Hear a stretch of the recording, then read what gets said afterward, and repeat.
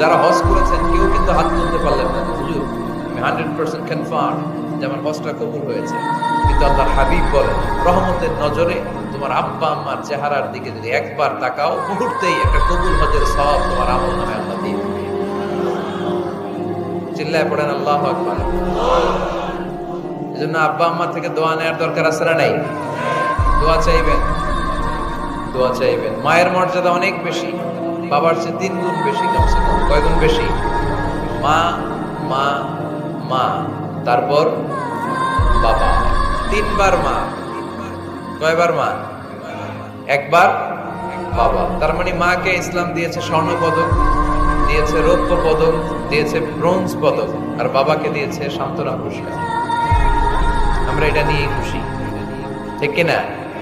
তাহলে মাকে 3টা পুরস্কার, স্বর্ণ পদক মা, রৌপ্য পদক মা, ব্রোঞ্জ পদক